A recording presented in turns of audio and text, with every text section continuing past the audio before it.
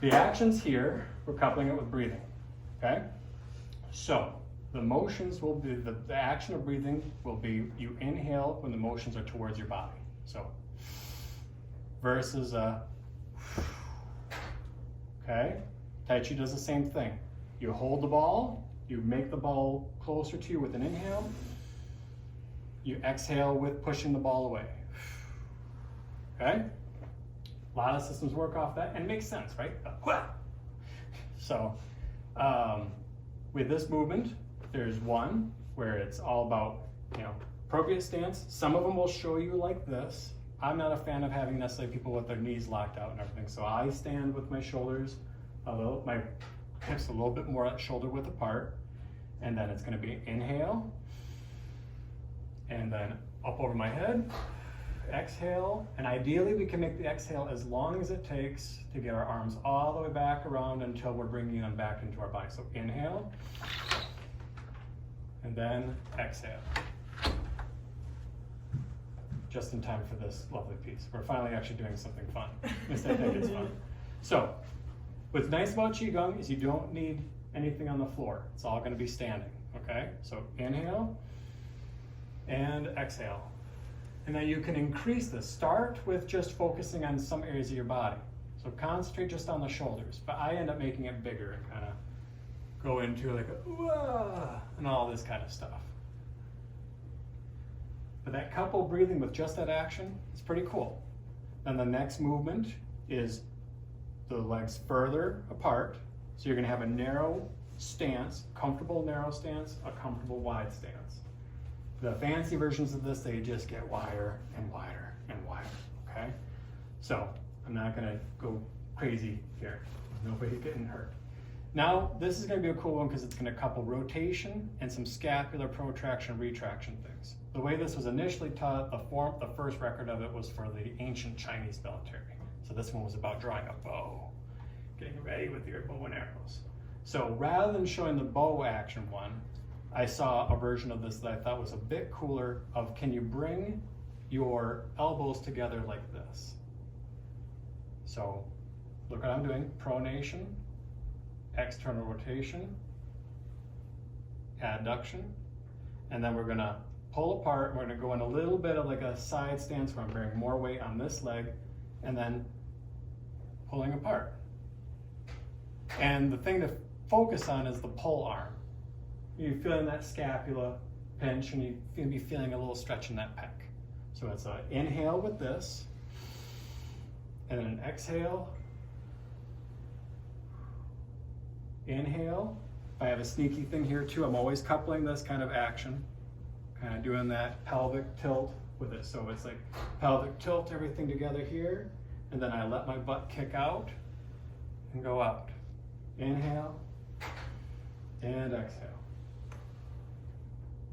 Come back, narrow stance again. Then we will do a similar action to that first one, but now there's going to be a downward arm where we're holding the ground down and we're pushing the sky. So we're making room for ourselves. So palm to the sky, palm to the earth, swoop around. Do whatever fluttery thing you need to do with your hands to switch it over, and then palm to the earth, palm to the sky. Okay? And then the asymmetry of that. Then it's coupling that with breathing. So it's inhale and exhale. And you can think two ways with this. Ideally it's both, but which one feels like it needs? I usually feel like I have pushing down more, gives me more of a stretch.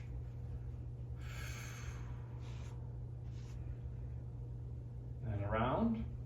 And we can do just shoulders. Or I can couple it and get a little bit of lateral flexion stuff with this. See, I can kind of get my spine and hips just a little bit involved.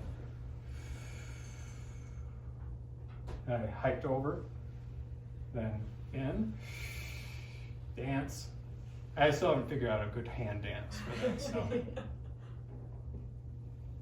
But see all this frontal plane stuff we're doing? How cool is that? This is opening up all these frontal plane based things. All right. This is one of my favorites, so I'm doing a couple extra because I feel the restriction now here. I use this as kind of my personal, like warm up, cool down thing, coupled with the breathing. Now,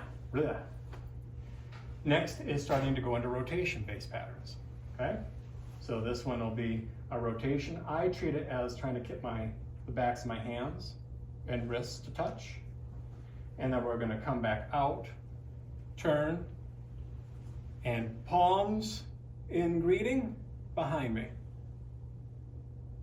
So you're coupling your neck, your low back, your hips, everything, along with pronation, supination. Like all of these rotation things. So in, and then out. And back in, and out. And in, and out. Now, the way this is usually taught, called the 8 brocades. So you would do 8 of each. All right. Then with that one, we go to a different. Now I swapped some of these to make the wide stances more spaced out with the narrow stances. So there is a swapping with, like, if you look at the old pictorial chart. So we widen our stance now. And we're gonna do another rotation pattern. Now there's, like anything, you stop at what your limitations are. We're gonna always be keeping our lumbar spine nice and straight. We're hinging at our hips, right? So whatever your wide stance is, go as far as is comfortable. Ideally, you can just get to where your palms are just above your knees. So you can be resting your hands on your knees like you're waiting like a linebacker, right? Okay, now the next one's gonna be turning my hands, so my hand's on the inside of my knee, and I'm gonna try to drop my elbow to touch the rest of my thigh. And then I'm gonna look behind me, past my knee. And then I can stay here, look back at the ground, turn this hand over, drop this elbow, look behind me again. Okay, back here, in, drop elbow, here. Now if we bring ourselves back up, this would be the inhale part. Now you can pick. I sometimes think it's easier people to start here, so you would inhale and then exhale. Inhale and exhale. An exaggerated version of this looks more like this, where you keep upright, but you want your chest upright, and then you're going further with it. Rotation, stand up, not stand up, but chest up. Rotation, rotation, chest up. So you go chest up, left to right, chest up, right to left. So, and you could feel how if you get this big enough, it took me a long time to get to where I could, for the full thing. Now I worked my way up to that, right? But what a good way to build up stability. And when you get to these kind of big rotations, it was great for my shoulder. It ended up being a big win for my shoulder. It ended up turning into all the stuff I knew. The thing that helped me the most was this and that. It ended up being the therapy that took me the extra mile. So, all right, I'm gonna bring on my stuff. Come back to center. Now we would do one that looks very similar to Sun Yoga. So Qigong kind of gets called Chinese yoga or Tai Chi yoga, all that kind of stuff. So this one, comfortable narrow stance, reaching to the heavens.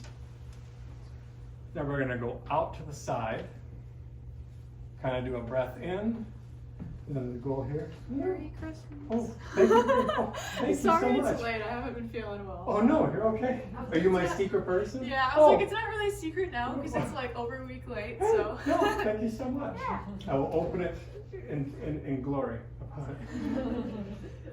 Now here's the important action where you need to protect yourself and be safe about, right? It's the moving forward part. It's the hinging at the hip, just to what's comfortable, right? Just keep your balance on your heels. Go as far as actually feels safe and comfortable. We're gonna then reach for the ground just like you normally would. You might hear this in yoga called ragdoll, where you just are like here. But then what your hands are gonna do, let me kind of come up out of it for a second. Just watch me do a rotate version of this so you see. What they'll show is like bringing your arms around, as they get shown as like even touching your legs, the back of your legs. all the way down, around, and then coming back up. But standing up, here's the trick where you just want to be careful. I suggest for people starting out, go ahead and use your knees. Get a hold of your legs, make sure you're on your heels, thinking about your glutes, your back is straight, so that you're doing the correct version of standing up. Now, this, using your legs, right? Get into your knees and come up out of it. And if you need to, push off a little bit, right? Ideally, you work to the point where you're not pushing off as much, but let that be a guide for you so you can get back into extension and do it appropriately. The muscles you really want to be focusing on when you come back into extension are the glutes. So like a good butt squeeze at the peak of this. So then it goes, this is like a big sagittal plane back and forth thing, right? Where we can take this to hyperextension, come all the way back down. I do kind of a weird, oof, to get myself here. But then the goal is just to hinge at the hip, knees straight, knees at extension, reach as far as I can. Arms go from the outside of my legs to the inside of my legs, come back up to my knees. I bend my knees. That's the most important part first. Then I use my legs through my heels to come into an extension. That's your inhale, exhale. Then I go here, I use this as the inhale. Then exhale.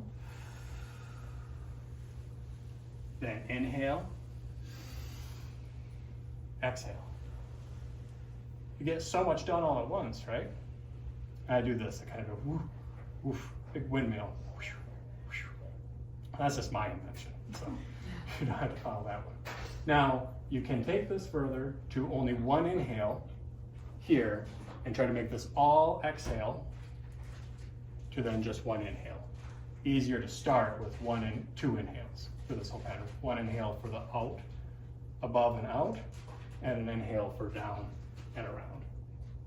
So that one looks really similar. The only thing that would change with yoga is you would go down into downward dog and start increasing, do some like using the floor. Okay, from there, so to revisit, we've done this one, where it's out and around, just standing, wide stance, bow and arrow. Okay, narrow stance, one up, one down, one up, one down. Rotation, rotation, rotation, rotation. Then up and down.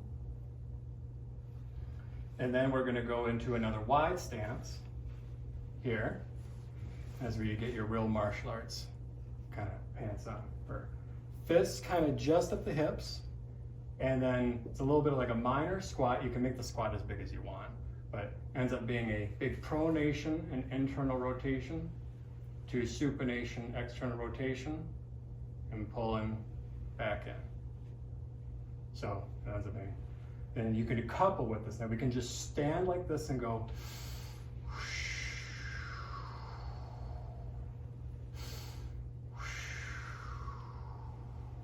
Or you could couple a little bit of a squat with this. So.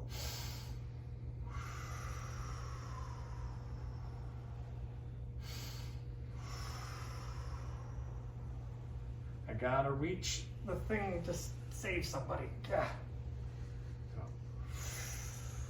And you can make that as big or as small as you want. And then you can think about what's happening at the shoulders. Do you really protract, or you just kind of keep it more fluid and easy? And then come back to narrow stance. And then the last one is just kind of bouncing on your heels. This is used in Tai Chi and other movement systems a lot. You'll even see this used in physical therapy to strengthen soleus and the Achilles tendon, to kind of hold the foot more here. Not too high. I'm not trying to go to a full on my toes thing, just bouncing. Some do take this as an opportunity to teach, like going all the way up onto your toes and then training that stability, which is like its own thing when you walk around on the toes like that. But they are different. You should separate the two. There's the bounce in the heels, where the heel is only getting maybe 10-ish degrees of clearance, more like 5. Where I'm bouncing, I'm not Arguably that could be good if I'm maybe, I don't know, wanting to help my bone density out, you know, but really it's this, and you're kind of training some stability actions relative to that Achilles tendon being pliable. So this got used a lot with even shoulders. You can just really let those shoulders go, let gravity, whoo.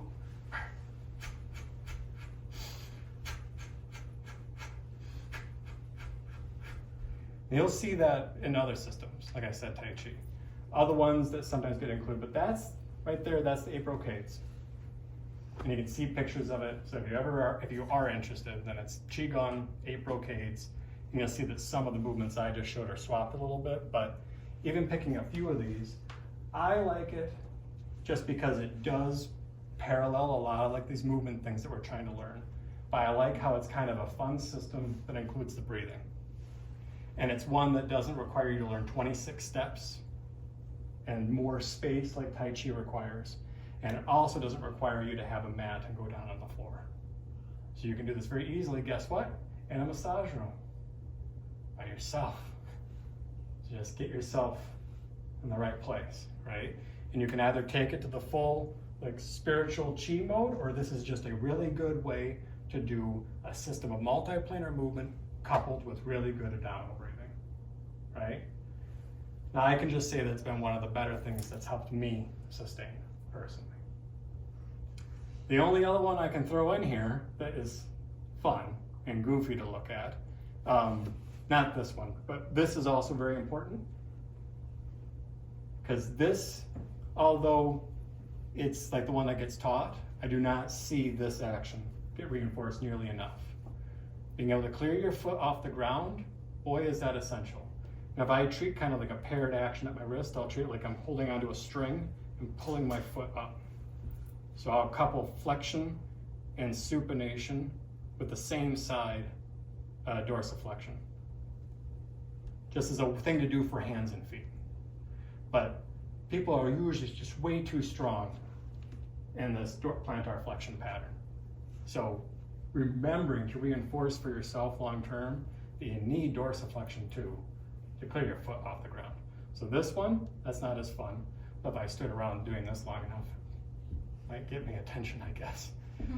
The fun one, at least it looks silly, looks like a dance. I think there was like a bones dance or something like that, but it's the...